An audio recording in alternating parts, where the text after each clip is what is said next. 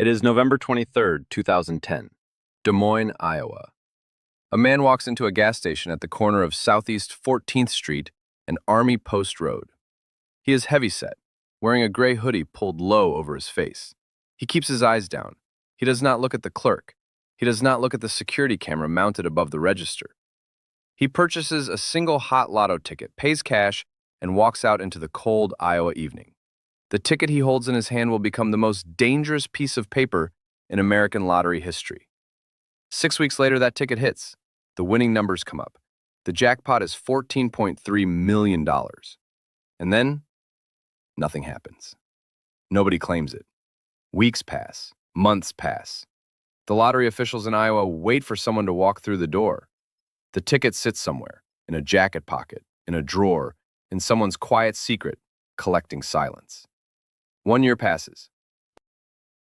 The ticket is worth $14.3 million, and it is going unclaimed. This is not how lottery winners behave. This is the story of Eddie Tipton, the man who rigged the random number generators at the heart of American lottery operations for nearly a decade, collected secret jackpots through a network of friends and family, and nearly got away with the most audacious inside job in the history of state-sponsored gambling. It all began not in a casino, not at a poker table, but inside a nondescript office building in a quiet suburb of Des Moines, Iowa, where Eddie Tipton sat every day as the Information Security Director of the Multi-State Lottery Association, the organization trusted to make sure no one could ever do exactly what he was doing. Edward Raymond Tipton was born in 1962 in the small town of Flatonia, Texas. If you have never heard of Flatonia, that is understandable. It is a town of fewer than 1,500 people, sitting on the flat scrubland between San Antonio and Houston, a place where the sky is enormous and the options feel small. Eddie grew up there alongside his younger brother Tommy, the two of them raised in a family that valued hard work, practicality, and the kind of quiet ambition that does not announce itself loudly. By all accounts, Eddie was smart, quietly, methodically smart, the kind of intelligence that solves problems without making a show of it. He had a gift for systems, for understanding how things worked beneath the surface, for seeing the gears inside the machine. He went on to study at a university in Texas, developing skills in computers and information technology at a time when most people still regarded computers as mysterious boxes used by scientists and government workers. By the time he was in his 30s, Eddie Tipton had built a respectable career in information security. He understood how networks were protected. He understood how vulnerabilities were found and patched. He understood better than most how the people responsible for keeping systems safe were also the people with the most intimate knowledge of how to break them. In 2003, he was hired by the Multi-State Lottery Association. MUSL, as it is known in the industry, is not itself a lottery. It is the administrative backbone of lotteries.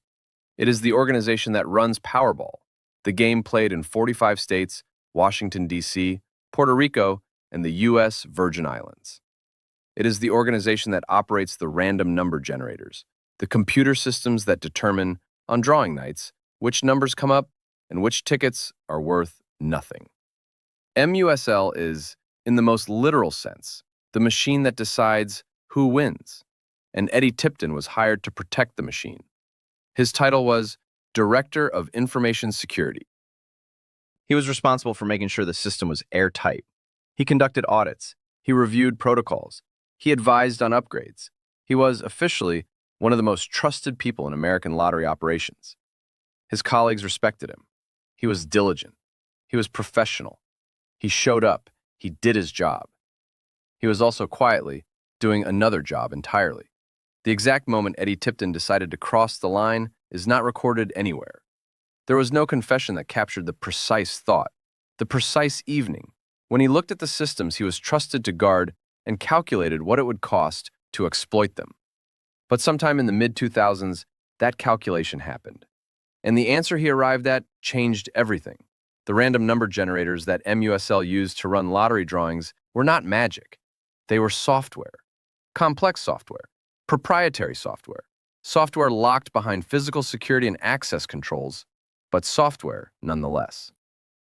Software that had to be installed, maintained, and periodically updated. software that someone with the right credentials, the right access, and the right knowledge of its architecture could theoretically modify. Eddie Tipton had all three. The specific system he targeted was called the RNG, the random number generator, that drove certain lottery drawings. These machines were housed in a secure room at MUSL's headquarters in Urbandale, Iowa, a suburb just west of Des Moines. The room required a key card to enter. Video cameras monitored who went in and who came out. There were strict protocols about who could access the machines and when. But Eddie Tipton could access the machines. He was the security director. His job sometimes required it. What investigators would later piece together is that at some point, most likely around 2005, Eddie Tipton installed what is technically known as a rootkit onto one of the RNG machines. A rootkit is a piece of software designed to hide itself from standard detection. It operates at a level beneath the visible operating system, invisible to normal security scans. It does what it was programmed to do, and then it disappears. What Eddie's rootkit was programmed to do was elegant in its specificity. It did not simply rig every drawing. That would have been too obvious, too dangerous, too likely to be caught. Instead, the code was written to activate only on 3 specific days of the year. The first 3 days of each month that fell on a Wednesday in years divisible by certain numbers. The exact logic has never been fully disclosed in public court documents. But the principle was clear. On those specific, rare days, the RNG would not be random. It would cycle through a predictable sequence of numbers that someone who knew the algorithm could calculate in advance. Eddie Tipton knew the algorithm. He wrote it. After installation, the code was designed to delete itself, leaving no trace. A digital ghost. An invisible hand that reached into the machine on precisely chosen nights, moved the numbers, and vanished before morning. The first test of the system appears to have come in November 2005. A hot lotto ticket was purchased in Kansas. The winning numbers matched. The prize was $75,000. The winner, as investigators would later determine, was a man named Robert Rhodes, a friend of Eddie Tipton's from Texas. $75,000. The machine worked. Eddie Tipton did not rush. He was not impulsive. He sat on the knowledge through much of 2006, letting the calendar turn, watching the system, making sure no one was looking. His job gave him a perfect vantage point. If anyone at MUSL had noticed something unusual about a drawing, Eddie would have been among the first to know about the investigation. He was inside the walls. He could see in every direction. In 2007, he moved again, this time in Colorado, a prize of $568,990, just under the reporting threshold that would have triggered additional scrutiny at the federal level. The winner was a man named Kyle Kahn, another associate with Texas connections. Kahn later claimed the prize without incident, $568,990. The machine still worked. Then came Wisconsin, also in 2007, $2 million. This time, the claim was handled by Tommy Tipton, Eddie's own brother. Tommy, a justice of the peace in Flatonia, Texas, drove to Wisconsin, filed the paperwork, collected the cash, and drove home. The Wisconsin lottery asked a few routine questions. Tommy answered them. Nobody looked deeper. $2 million. The machine was now delivering what Eddie had always believed it could. By this point, the total and fraudulent winnings across 3 states, Kansas, Colorado, and Wisconsin, had exceeded $2.6 million. That money had flowed through 3 different men in 3 different states.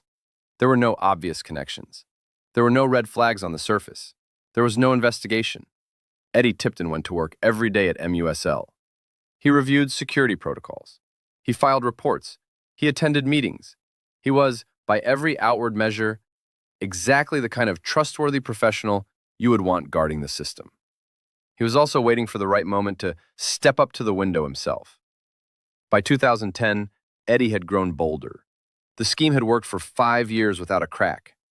The friends, the brother, the careful use of distant states, it had all held together. And now, perhaps, he felt the mathematics were in his favor. Perhaps he told himself he had earned something more direct. Or perhaps the scheme had simply grown large enough in his mind that his own participation felt, by that point, like a logical next step. On November 23, 2010, He drove to that gas station on Southeast 14th Street. He pulled the hoodie low. He paid cash. He walked out with a single hot lotto ticket. He had no idea that the camera above the register had captured his silhouette clearly enough. He had no idea that the clip of a heavyset man in a gray hoodie, buying a lottery ticket, looking deliberately away from the camera, would one day be broadcast on television across the country. He had no idea, in that moment, carrying $14.3 million worth of future catastrophe in his pocket, that the game had already changed. When the winning numbers were announced and the ticket matched, Eddie Tipton did not walk into a lottery office and claim his prize. He could not. Lottery employees in Iowa were explicitly prohibited from purchasing lottery tickets. Had he walked in as himself, the game would have ended that afternoon. So instead, he waited. He thought. He planned. He reached out to a lawyer. The man's name was Crawford Shaw, an attorney based in Belize City, Belize. Shaw was connected to Texas associates of Tipton's through a web of relationships that spanned 2 decades. The arrangement that was discussed, and this emerged only later, when the full investigation unraveled, was that Shaw would present himself to the Iowa lottery as a client who held the winning ticket, claiming the prize anonymously through a trust structure. Anonymous lottery claims were legal in some states. Iowa was not one of them. Shaw hired another lawyer, a man named Philip Johnston in Des Moines, to present the claim on behalf of an undisclosed foreign client. Johnston approached the Iowa lottery in late December 2011, just days before the ticket's 1-year expiration date. Iowa lottery officials listened. They looked at the ticket. They confirmed it was valid. And then they said no. The reason was not the anonymity itself.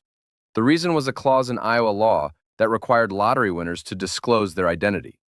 No identity, no payment. Shaw and Johnston pushed back. They argued. They filed legal motions. The Iowa lottery held its position. The ticket was worth $14.3 million. Nobody claimed it. December 2029, 2011, the expiration date came and went. The money reverted to the lottery fund. And now the Iowa lottery had a very different question on its hands. Not who won, but who tried to claim it, and why they refused to give their name. Mary Neubauer, a spokesperson for the Iowa lottery, later said that the whole situation felt wrong from the start. The lawyer, the foreign trust, the last-minute timing, the insistence on anonymity. Any one of those details might have been explainable in isolation. Together, they formed a pattern that the lottery's security team could not ignore. The investigation that followed was quiet at first, routine inquiries, background checks on the attorneys involved, a review of the physical ticket itself, and then the footage. The surveillance video from the gas station on Southeast 14th Street was reviewed frame by frame. The man in the gray hoodie, the deliberate avoidance of the camera, the cash purchase. Investigators began circulating the footage internally, showing it to people in the lottery industry, in law enforcement, in adjacent fields. And then the Iowa lottery took an extraordinary step. They released the footage publicly.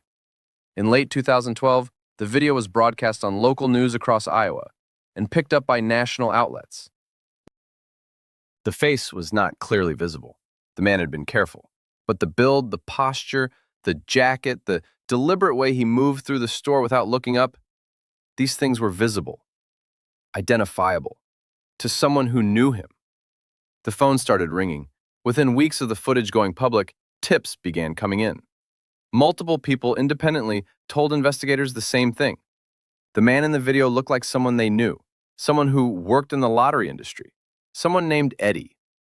Investigators had a name. Now they needed proof. The challenge was that Eddie Tipton was not an ordinary subject for a financial investigation. He was the director of information security at MUSL. He knew how digital evidence was gathered and preserved. He knew what investigators looked for. He knew how to be careful. The very skills that made him valuable to MUSL made him a formidable adversary for the people now trying to build a case against him. But investigators had something Eddie had not fully anticipated. They had time, and they had the paper trail from the earlier claims in Wisconsin, Colorado, and Kansas, claims that until now had never been connected to each other. As investigators began pulling at the thread of the Iowa ticket, they found threads attached to it that led backward through years of careful, patient fraud.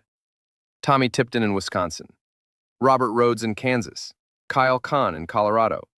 As each name emerged, investigators began building a map, a network, a pattern of jackpot wins in states where MUSL operated, won by men with connections to Texas, connections to each other, and, one step removed, connections to a heavy-set man with access to the very machines that had produced those winning numbers. It was 2014. Nearly 4 years had passed since the gas station in Des Moines. Eddie Tipton had spent those 4 years at his desk in Urbandale, going to meetings, filing reports, doing his job. He had not fled. He had not destroyed anything.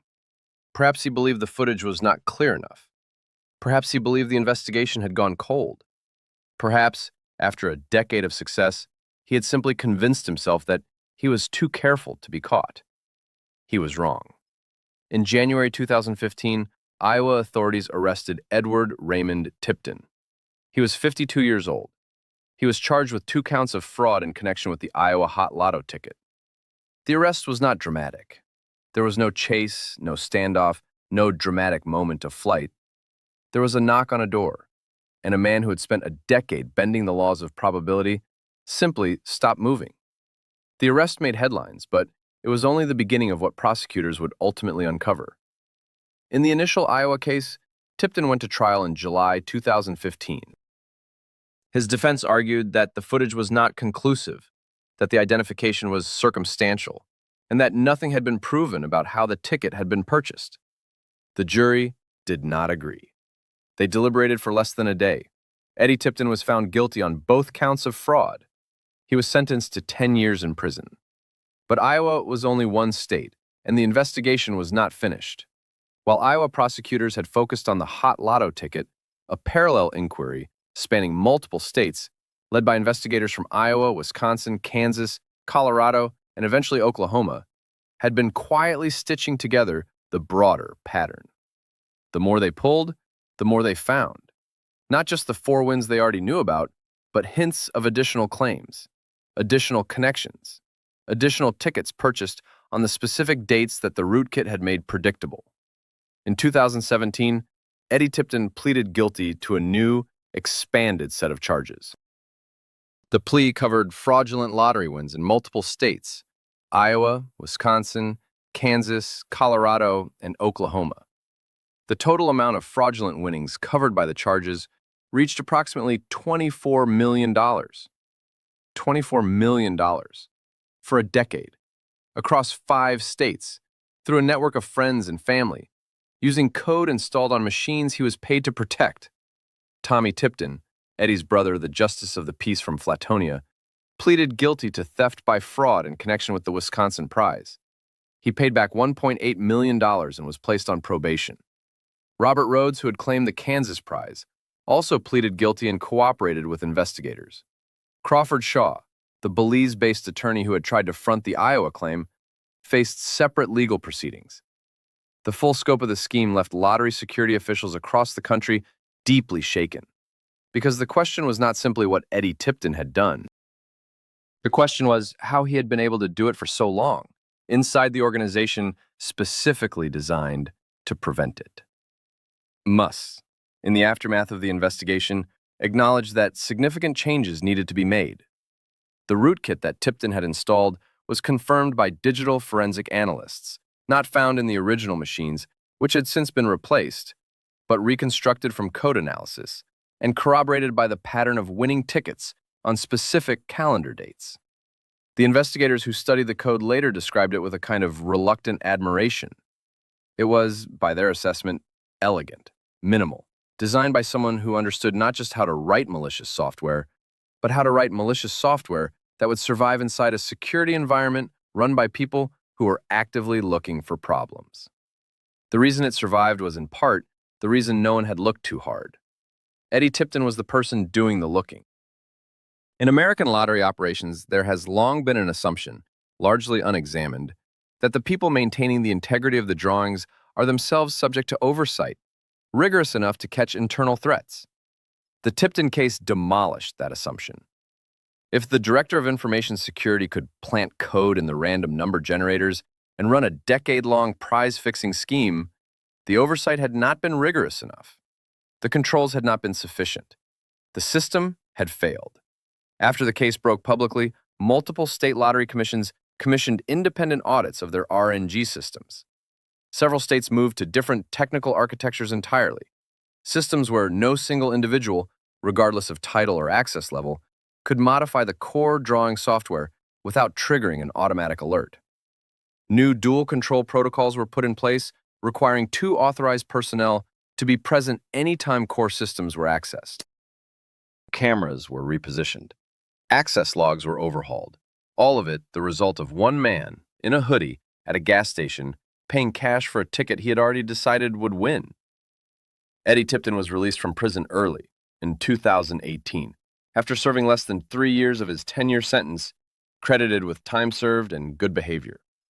He returned quietly to civilian life. There are no recorded interviews, no book deals, no documentary appearances. The man who spent a decade as the ghost inside the machine became, after his release, simply absent. A name in court documents, a case study in forensic accounting courses. His brother Tommy rebuilt his life in Texas. Robert Rhodes cooperated with investigators and moved on. Crawford Shaw, the attorney who had tried and failed to claim the $14.3 million Iowa ticket, faded from public record. The $14.3 million was never claimed. It sits permanently in the Iowa Lottery's unclaimed prize fund, dispersed according to state law to support education and public programs. The ticket that triggered one of the most significant lottery fraud investigations in American history is worth nothing now. Its expiration date passed on the last day of December 2011, while 2 lawyers argued over whether a foreign trust could receive the payout anonymously. What does the Tipton case mean? It is easy to read it as a story about technology, about the vulnerability of computer systems, about rootkits and random number generators, and the hubris of assuming that security is ever absolute. And it is that story.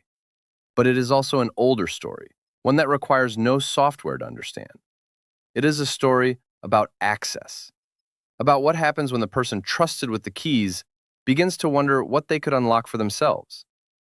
Eddie Tipton was not a desperate man. He was not broke. He was not being blackmailed or coerced. He was a well-compensated professional with a respected career, sitting inside a system he understood better than anyone else. And that understanding over time became something else. It became a map. And the map had doors on it that only he could open. The tragedy of the Tipton case, if tragedy is the right word, is not the money. $24 million in lottery fraud is significant, but the American lottery system disperses billions of dollars every year. The damage was not primarily financial. The damage was to something harder to quantify, to the idea held by every person who has ever scratched a ticket or filled out a Powerball slip that the numbers come up randomly, that no one knows, that the machine does not have a memory. For a decade, one man knew. For a decade, the machine remembered. And somewhere in Des Moines on a Tuesday morning in January 2015, the machine finally forgot who was in charge. Eddie Tipton was 52 years old when they put the handcuffs on. He walked out of the building he had worked in for over a decade, past the keycard readers and the security cameras, and all the protocols he had written or approved or overseen, and he got into a police car. He did not look back. Some stories have complicated morals. The clever outsider who exposes a corrupt system, the desperate man driven to extremes by poverty or injustice, the tragic figure whose gifts carried them too far. Eddie Tipton does not fit those shapes. He was the system. He was the integrity. He was the man holding the lock and the key at the same time, and he chose, with no apparent anguish and no external pressure, to use both for himself. The lottery, in the end, is a bet that randomness is real, that no one has fixed the outcome, that the number that comes up on a Wednesday night in November is as likely to be yours as anyone else's, that the machine is honest. For 10 years, it was not. And the man who made it dishonest went home every night, filed his reports, attended his meetings, and waited for the calendar to turn to the right day.